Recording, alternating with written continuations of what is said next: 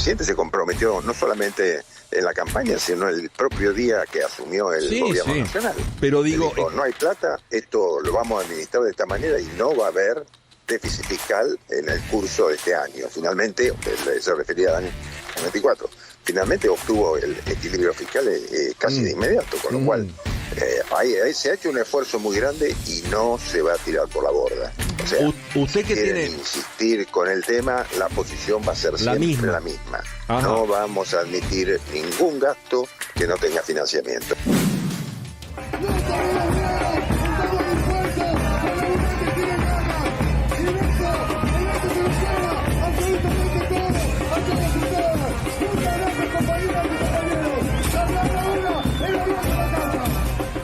El gobierno nacional va a avanzar con la disolución de la Compañía de Valores Sudamericana, la ex Chicone Calcográfica, así se la conoce popularmente, recordada por seguramente uno de los casos de corrupción más grandes de las últimas décadas. Y además se va a avanzar con la reestructuración de toda la Casa de la Moneda. Una imprenta estatal con severas ineficiencias. La calidad de atención de los niños, niñas y adolescentes que vienen a este hospital. Bueno, esto es lo que queríamos transmitirle a toda la comunidad y que estamos muy preocupados porque pensamos que el funcionamiento del hospital está en peligro.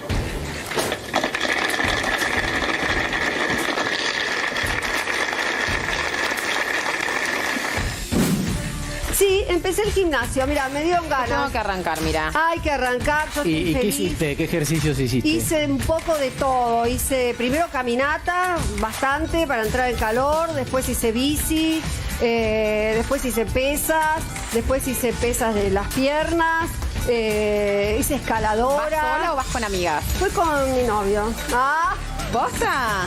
¿Fuiste con tu novio? Sí, pero no al gimnasio. No, al gimnasio no voy. Estoy yendo... Bueno, no importa.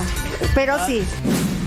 Ayer hubo una marcha que tuvo distintas connotaciones, diría yo, ¿no? Por un lado, un reclamo del sector educativo, de la educación pública y de la educación universitaria fundamentalmente, y por otro lado, la utilización política que se hizo porque uno vio como una especie de tren fantasma.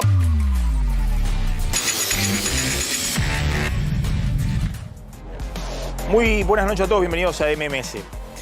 Hoy, un día después de la marcha universitaria en defensa de la ley de financiamiento universitario y en contra del veto presidencial, el presidente Javier Milei publicó en el boletín oficial el veto a la ley de financiamiento universitario. Las encuestas están dando vuelta. La que mira el presidente permanentemente y de vez en cuando tuitea, la de Aresco, la de Federico Aurelio, muestra que, este es el último relevamiento, que hay un 55% de la opinión pública en contra del veto a la ley de financiamiento universitario y un 35% a favor. Es decir, son esos temas donde se desnivela la paridad que en la encuesta de Aresco, que es la que mejor le da a Milei, le da 48 de aprobación de gestión, 48 de desaprobación. Ahí el resto de las encuestas le dan más desaprobación que aprobación. En la de Aresco ha perdido 6-7 puntos en los últimos 2 meses, pero mantiene un nivel muy alto de aprobación al presidente. Pero en este caso se desnivela.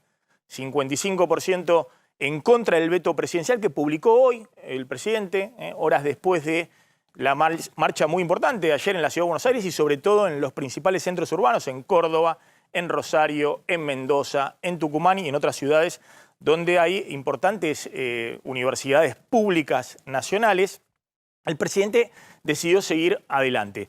Miren estos números que muestran por qué el gobierno lo ve como una cosa simbólica. El tema del financiamiento de las universidades es 0,14 del PBI, no es algo relevante, no es el gasto previsional, no es la obra pública, no es las transferencias a provincias, pero para el presidente es algo simbólico, porque lo que viene en la segunda parte, o en la segunda etapa del ajuste de Milei, es la necesidad de avanzar con el gasto público discrecional, porque desde abril lo que había sido lo medular en el ajuste fiscal de Milei en los 2 primeros meses, donde se hace un ajuste muy rápido en base a la aceleración inflacionaria, había sido el ajuste sobre el sistema previsional. Miren los números.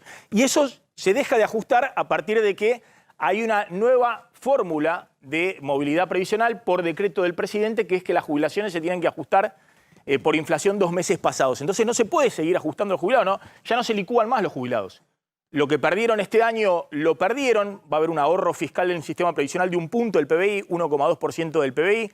Es un ahorro muy importante, es prácticamente 1/4 del ajuste total del gasto público que se hace este año, pero a principio de año la partida del ajuste sobre las jubilaciones era más del 40% del total del ajuste. Los 2 primeros meses, cuando la inflación se acelera fuertemente y los jubilados no tienen ningún aumento, el grueso del ajuste era los jubilados. Hoy la partida de las jubilaciones es 1/4 del ajuste, se empieza a achicar. Entonces tiene que avanzar el ajuste en las partidas discrecionales. Fíjense, estos son primeros 8 meses del año, la evolución del gasto público real, descontada la inflación en términos reales. Hay un ajuste de las transferencias a universidades del 34%.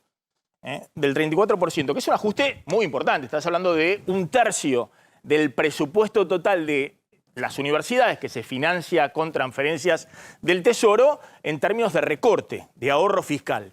Pero bueno, es enorme el ajuste en la obra pública y va a seguir así el año que viene. Es decir, hay un derrumbe del 80% en términos reales del gasto de capital, que es obra pública, de las transferencias corrientes a provincias, 70% el ajuste. Las provincias sufren una doble Nelson, porque las transferencias de capital, la obra pública, se hacen en las provincias. Y eso se ha derrumbado, y también las transferencias corrientes, las que hace la Nación para distintos programas de salud, de educación, de distintas asistencias a las provincias, eso también, gasto discrecional que se ha recortado fuertemente. Y después viene el capítulo de los subsidios a la energía, que tienen un recorte en lo que va del año del 37% en términos reales, que el gobierno necesita seguir recortando, porque es una parte del gasto público que todavía queda margen para recortar, pero del otro lado tiene una sociedad que le está diciendo al gobierno basta con los aumentos de tarifa de servicios públicos, de luz, de gas, basta con los aumentos de las tarifas del transporte. Por eso el boleto en colectivo en el área metropolitana sigue alrededor de los 400 pesos, cuando en Córdoba o en Rosario está arriba de los 900 pesos. Entonces, ¿qué le queda al gobierno para ajustar? Y bueno, tiene que ir efectivamente por el resto de las partidas discrecionales y seguir ajustando obra pública y transferencias a provincias. Fíjense que la caída, insisto, con el tema de jubilaciones, el ajuste ha sido del 22% en términos reales, pero si uno veía el ajuste en los 2 primeros meses del año para las jubilaciones, era de más del 40%, porque era el momento donde no había ninguna indexación de las jubilaciones y la inflación se había comido todo el gasto previsional. En la placa siguiente, por favor. Entonces, cuando vamos a ver cómo sigue la nueva etapa del ajuste de Milei y los límites que empieza a encontrar en algunos sectores sociales, bueno, aparece el tema de las universidades. De nuevo, la placa siguiente, por favor. Fíjense, les decía, los jubilados representan hoy 1/4 del ajuste, del ahorro público total, que son casi 5 puntos del PBI, prácticamente el 25%. Lo representa el ahorro sobre el sistema previsional. Pero esto, hasta febrero, era más del 40%. Es decir, el ajuste era básicamente sentarse sobre la caja del ANSES y no dar aumento de jubilatorios y que lo licúe la inflación. Empieza a tener un peso muy importante la obra pública, que ahora es otro cuarto del ajuste. Y está derrumbada la obra pública y no se va a reactivar el año que viene, porque es una parte muy importante del ajuste, gasto discrecional, que maneja el gobierno nacional. Lo mismo los subsidios económicos, es el 14% del total del ahorro público, del gasto público, pero ahí tenés el límite del otro lado, una sociedad que dice aflojó un poco porque la inflación ha mermado, ya no es la preocupación por alimentos y bebidas, es la preocupación de las familias por el aumento de las tarifas públicas. Y acá tenemos las transferencias a universidades. Es solo el 3,9% del ajuste, es algo muy chiquito en términos del ahorro de este año del sector público nacional. Bueno, a principio de año era el 2% o el 3% del ajuste. Crece su participación porque, como les decía, los jubilados ahora ya no se licúan más las jubilaciones.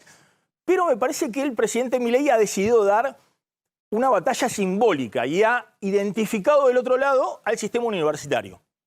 Y detrás de las universidades a la política.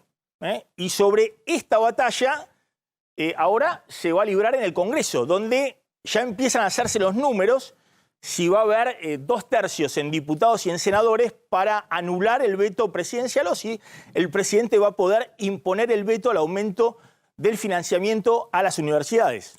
Sí, en el Senado está claro que van a tener los 2/3 para convalidar la ley que en su momento el Congreso proclamó.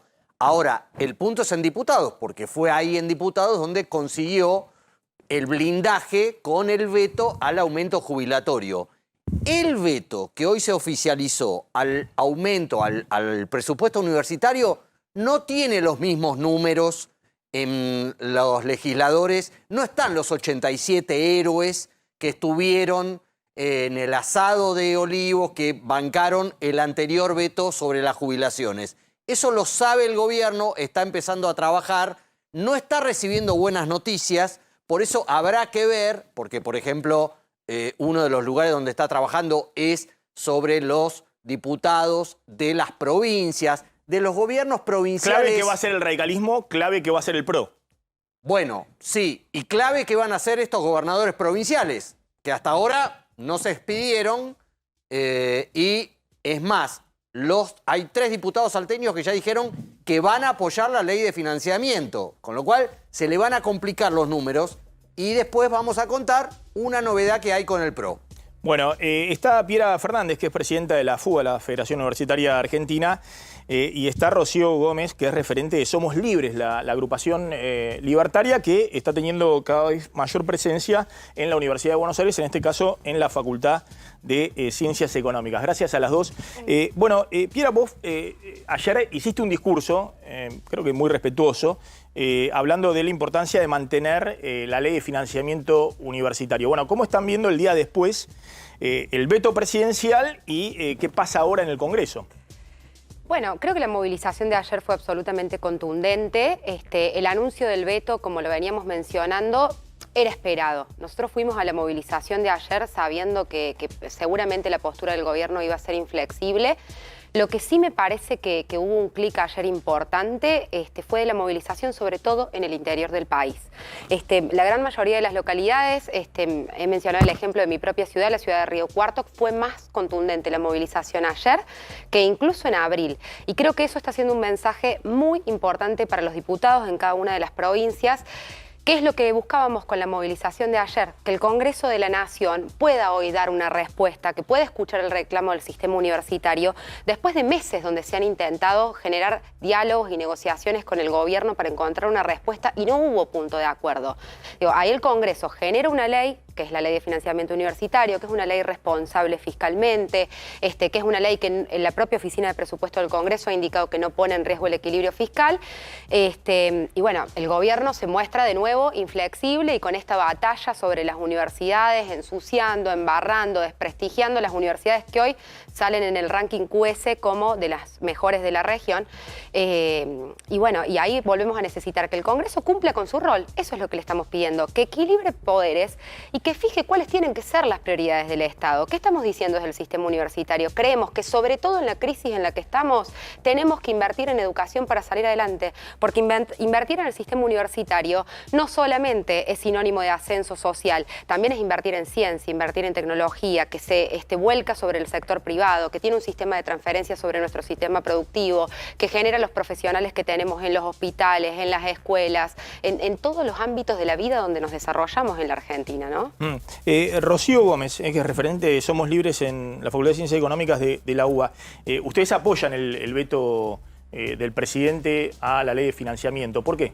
Sí, lo apoyamos en principio porque entendemos que hoy en día la sociedad valora lo que es el equilibrio fiscal, que incluso es lo que el gobierno salió como es como su prioridad y la sociedad lo acompaña y hasta el día de hoy se entendió que la inflación es un fenómeno monetario, la gente entendió que si hay que pedir algo tiene que haber algún lado de donde salga la plata, que no se va a emitir más, que el tema de los impuestos no se van a subir más. Entonces hay todo un ambiente social que nosotros creemos que es propicio y que el gobierno lo explica bien.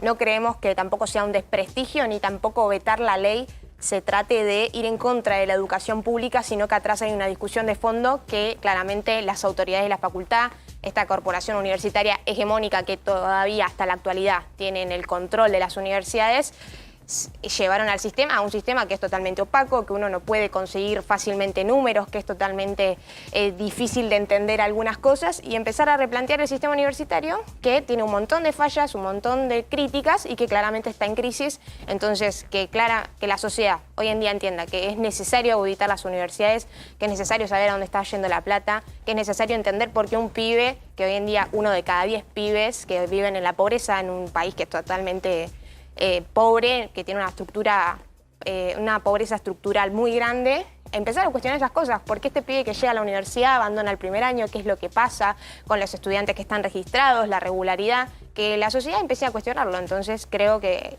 va por ese lado la discusión de las Es interesante universidades. lo que vos planteás, porque vos vas a la Facultad de Ciencias Económicas de la UBA, ¿no? Sí. Se puede discutir cuestiones presupuestarias y demás, pero pasar también con Juan Pablo, un compañero tuyo que está terminando la carrera de Medicina, y le pregunté, ¿y por qué vas a la UBA? Y él me decía porque la Facultad de Medicina de la UBA es la mejor del país. Sí.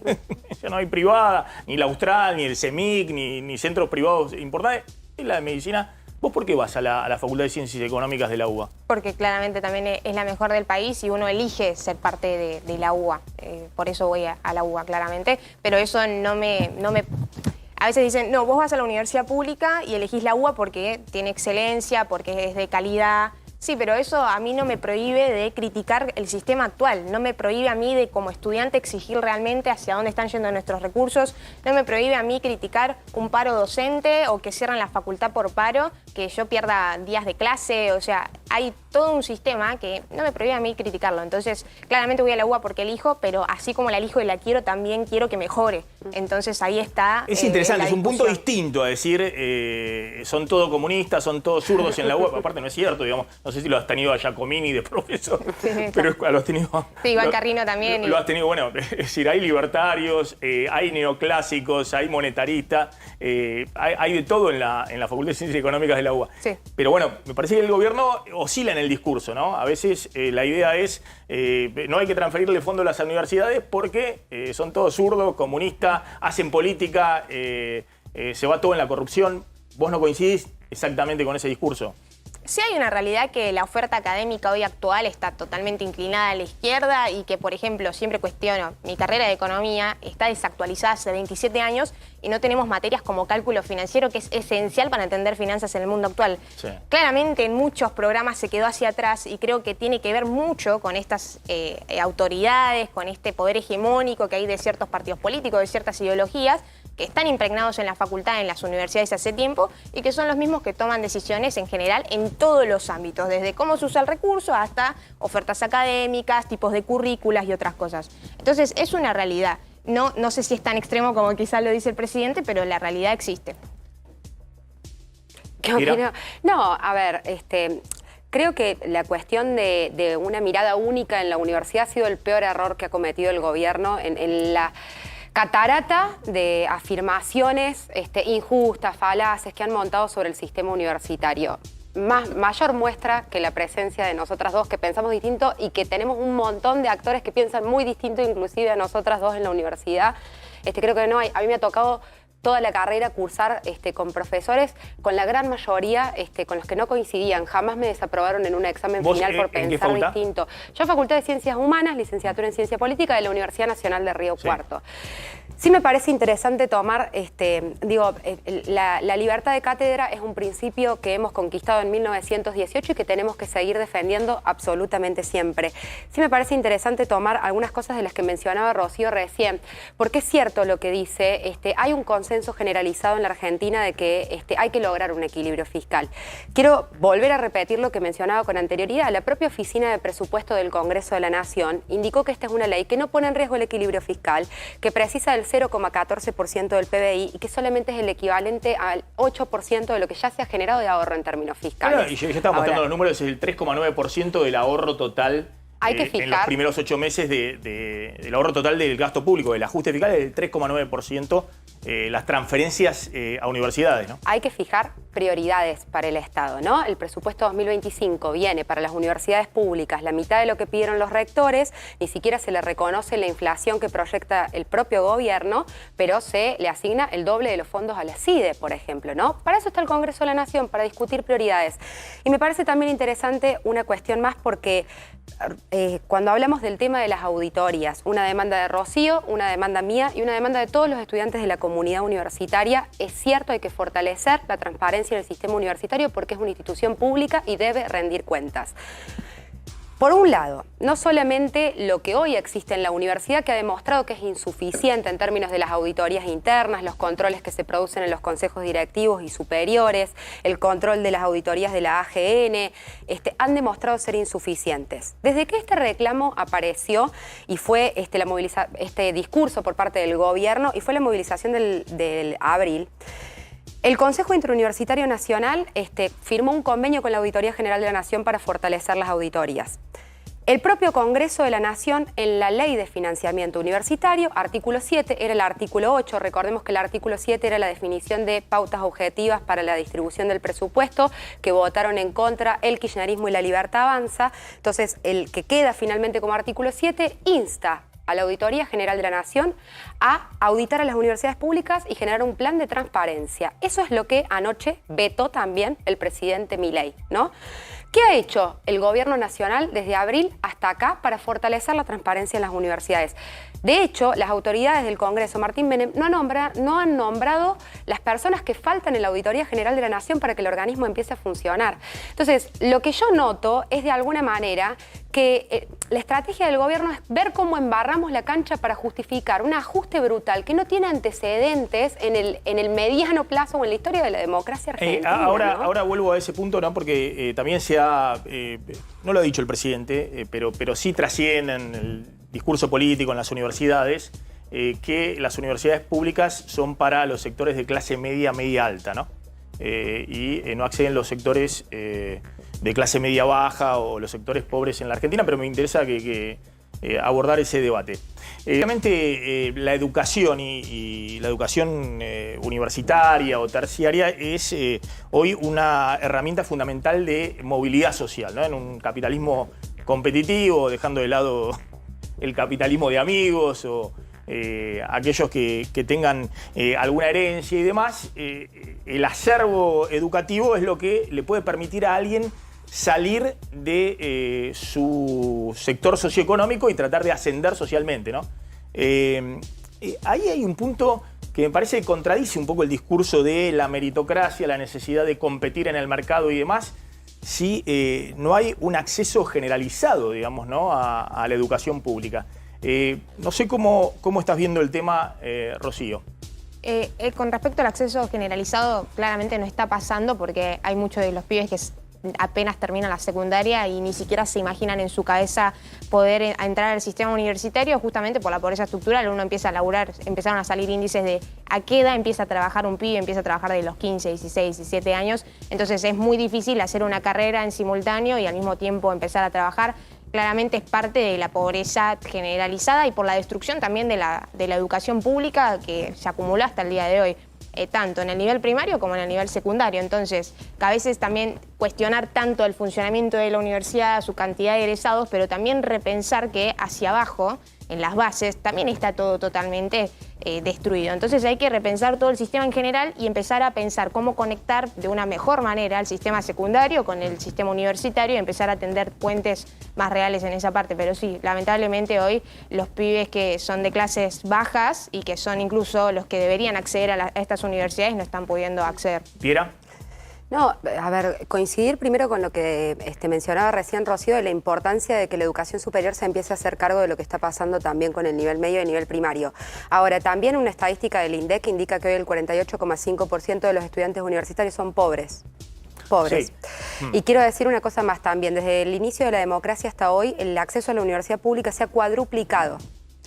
Entonces, a ver, lo que tiene de maravilloso la universidad pública, que es un camino que hay que profundizar, yo no digo que sea perfecto, claramente tenemos que incorporar en la posibilidad, porque pueden elegirlo o no, pero la posibilidad de todos los niños y jóvenes de la Argentina de poder hacer una carrera universitaria, que eso esté en un proyecto de vida es muy importante. Ahora, lo que tiene de maravilloso la universidad pública es que nos sentamos en el mismo banco, con el mismo docente y el mismo apunte, sin importar dónde nacimos, de qué laburaron nuestros viejos, de qué barrio venimos. La educación pública nos iguala y nos hace libres y nos permite justamente acceder a un futuro mejor. Creo que hoy es por excelencia la herramienta de movilidad social ascendente que nos queda en la Argentina.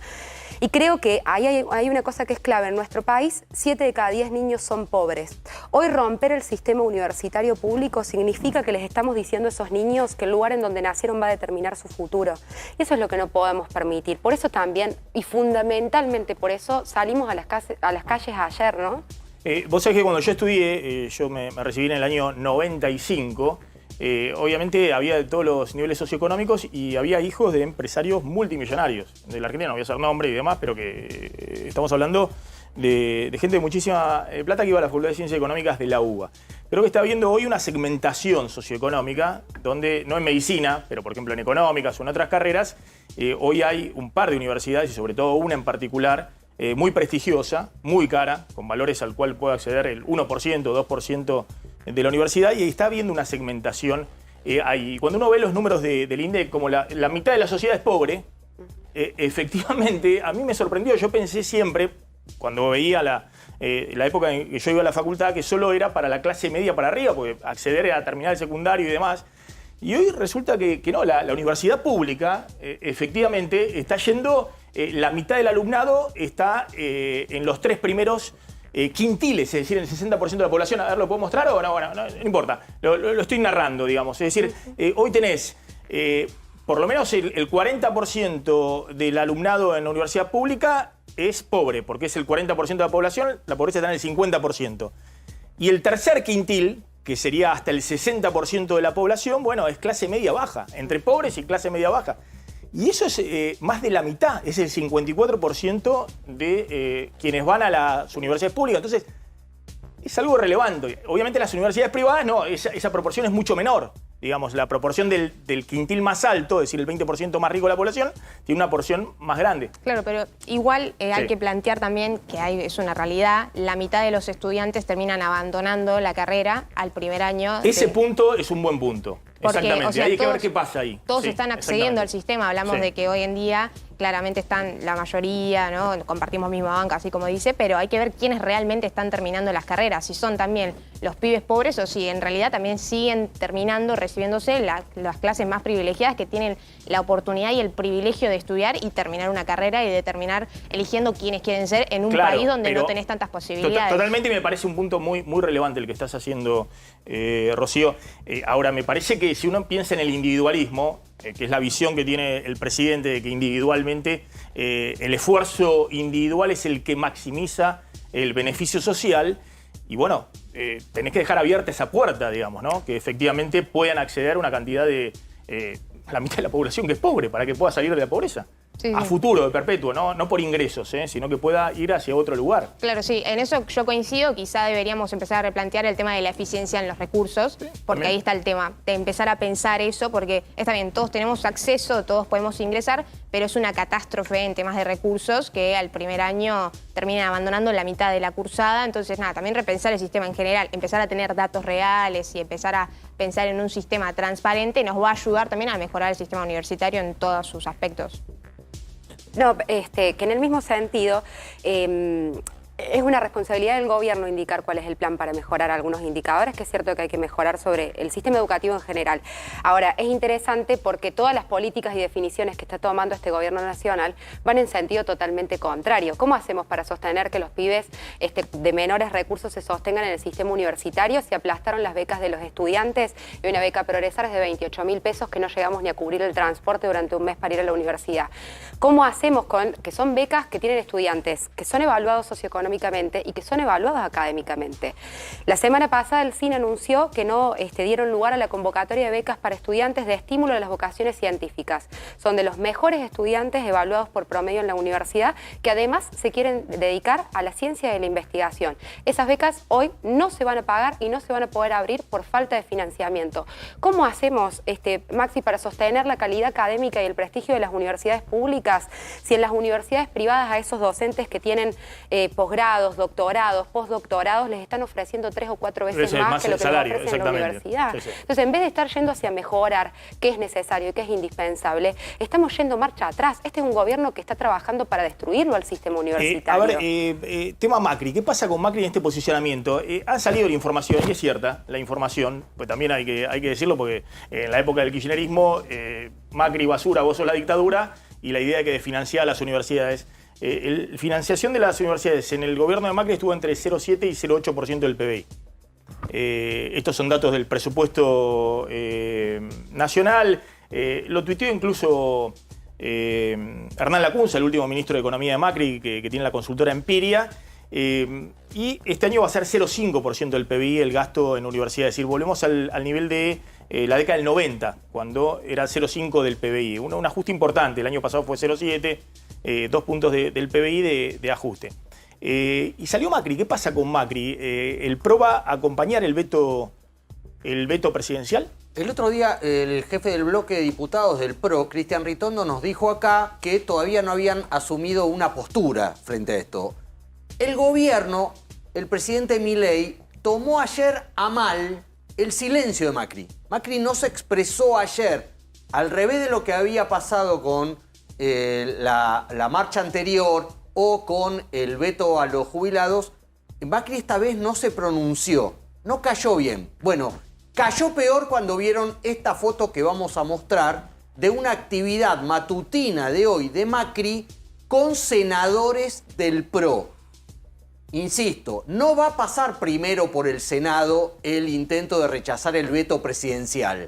Va a pasar por diputados, pero esto fue un gesto con 7 senadores del PRO con los que se juntó en su casa de Acasuso y estuvieron charlando sobre la agenda y sobre, según dejaron trascender algunos de esos senadores, entre los cuales está Luis Juez, senador por Córdoba, que Macri está... Basta de milanesas y cumplan con algo de lo que me prometieron que iban a cumplir.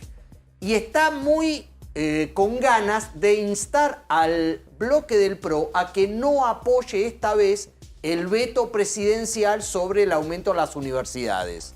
Así que vamos a ver por qué esto no solamente pone los pelos de punta al gobierno y al presidente en particular, sino que vamos a ver cómo se sucede. ¿Por qué? Porque el lunes están las reuniones de interbloque, que está el PRO, la Libertad Avanza, el MID, todo el bloque semioficialista y oficialista, a ver qué pasa. Y el martes está también, esto del lunes, el martes la reunión del PRO.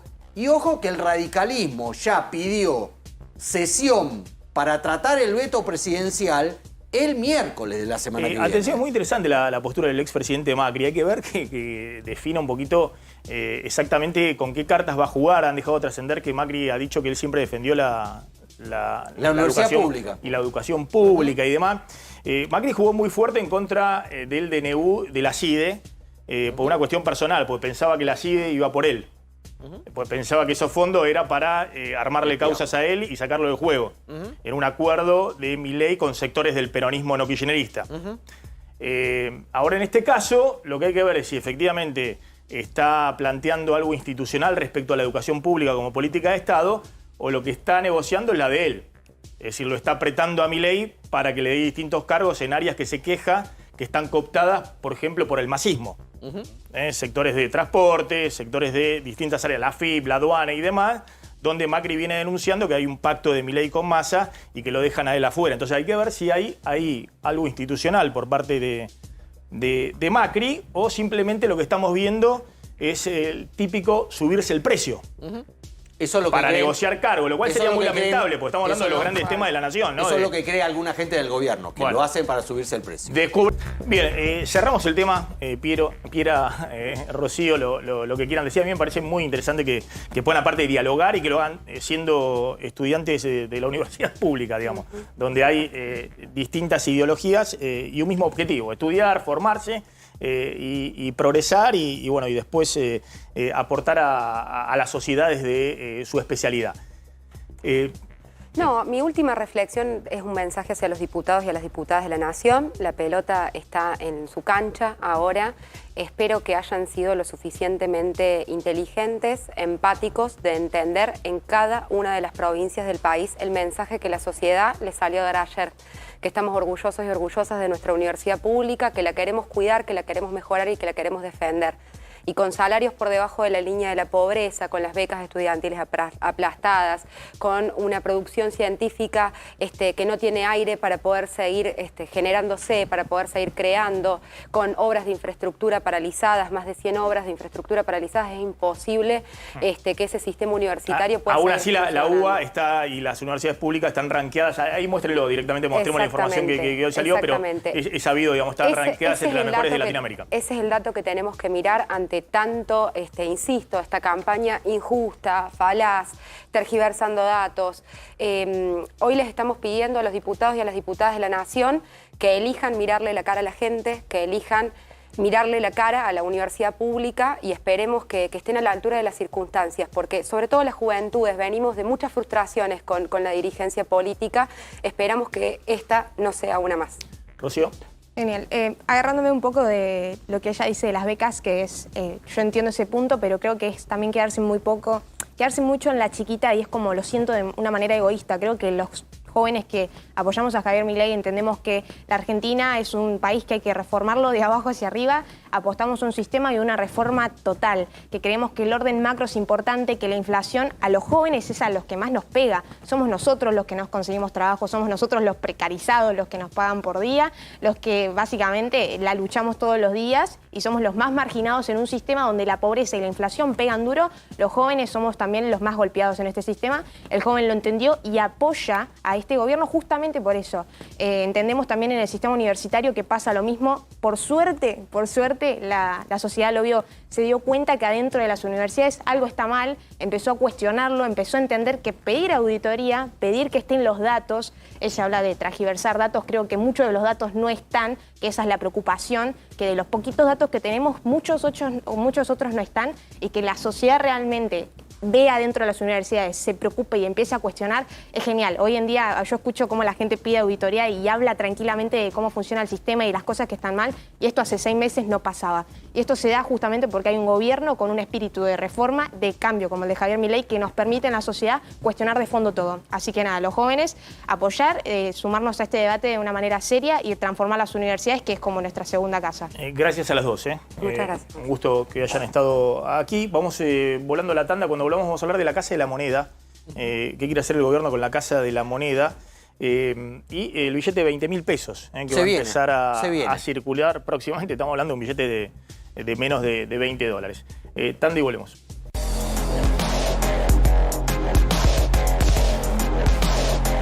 Atención, Martín, ¿se anula el aumento del subte? Esto es muy importante, ¿no?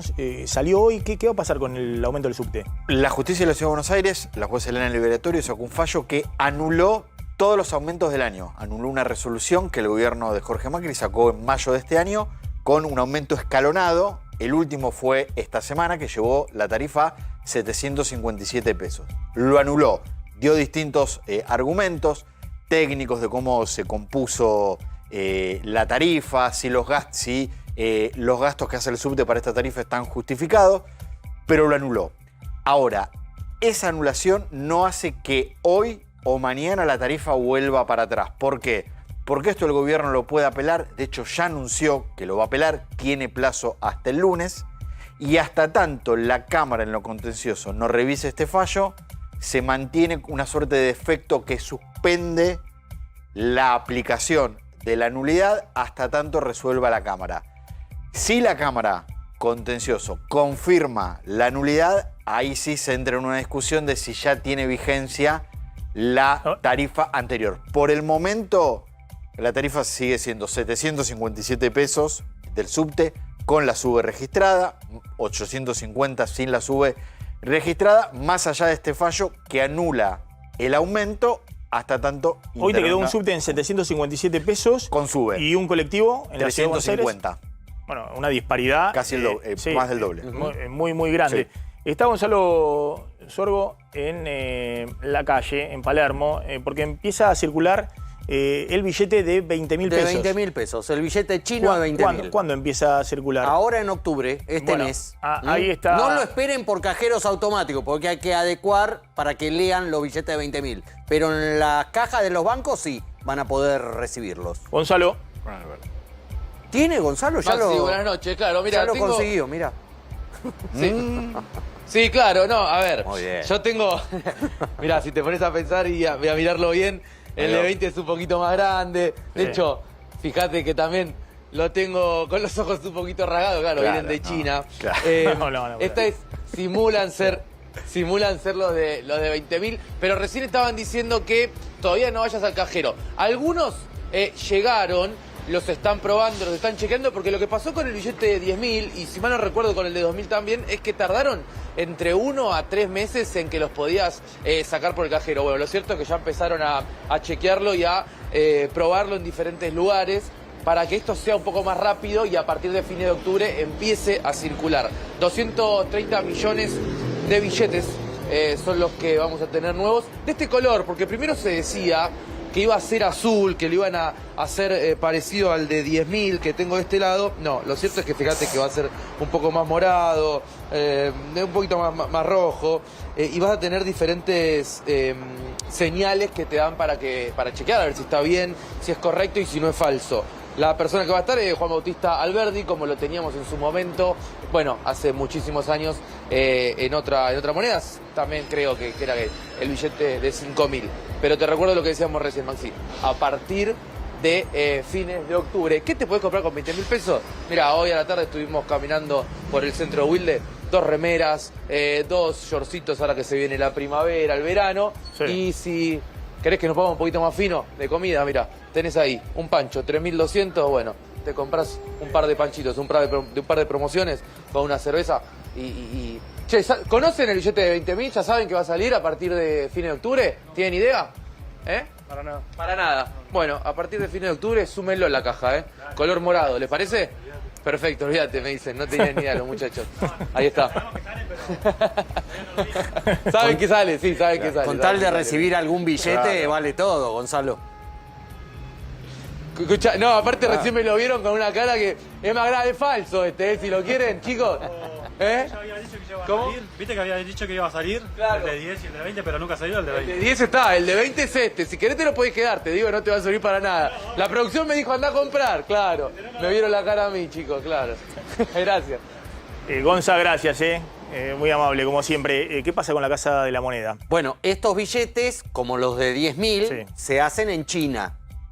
Y no solamente se van a hacer los billetes, sino que... Qué interesante que el presidente esta semana recalculó con China. Claro, y va a hacer todos los deberes. Claro, va a ir Karina mira si Alberdi se enterara Caputo, que se hacen en un país comunista. Van a ir a China y después va a ir el presidente. No, China nos salvó de caer en default en junio. Total. Con la refinanciación del swap.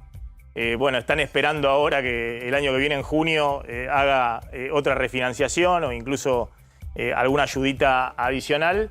Y encima ahora vienen los billetes también de China. Sí, porque lo que explica el Banco Central es que no se puede competir con China.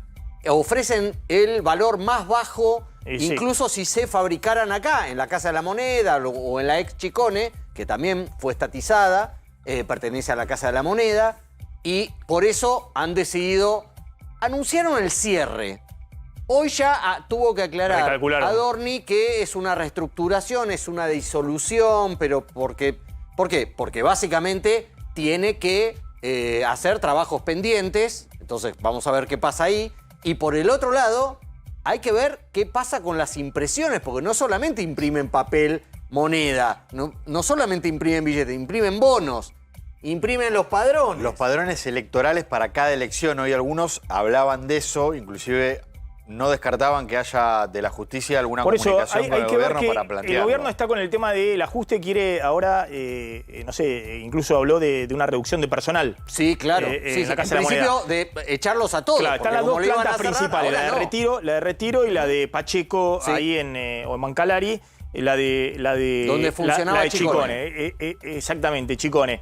En su momento la Argentina tenía tecnología incluso para exportar a otros países billetes. Lo que pasa es que, bueno, en el descontrol monetario de los últimos años no daba abasto la Casa de la Moneda con sus dos plantas para la impresión.